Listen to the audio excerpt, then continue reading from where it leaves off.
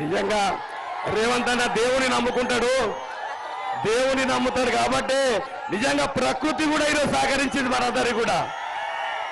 ఇప్పుడు మన ముఖ్యమంత్రి వర్యులు, మనందరి ఆదర అభిమాన నాయకుడు మన రేవంత్ రెడ్డి అన్న గారిని మాట్లాడవలసిందిగా కోరుతా ఉన్నాం.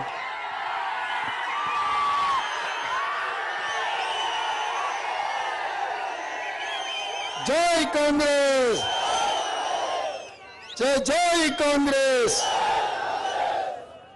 మిత్రులారా, ఈరోజు శ్రీమతి సోనియా గాంధీ, శ్రీ మల్లికార్జున్ ఖర్గే గారు, శ్రీ రాహుల్ గాంధీ గారు మెదక్ పార్లమెంటు నియోజకవర్గం నుంచి కాంగ్రెస్ పార్టీ అభ్యర్థిగా నీలం మధును ఎన్నికల బరిలో దించితే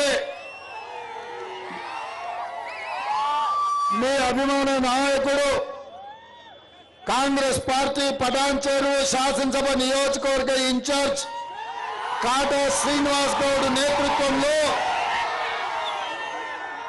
పెద్ద ఎత్తున ఈ సమావేశాన్ని ఏర్పాటు చేసి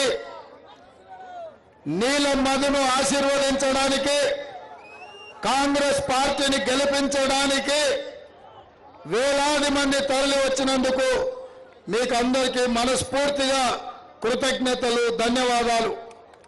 ఈ కార్యక్రమంలో నిర్మలా జగ్గారెడ్డి గారు, మెదక్ శాసనసభ్యులు మిత్రుడు రోహిత్ రావు గారు, మెదక్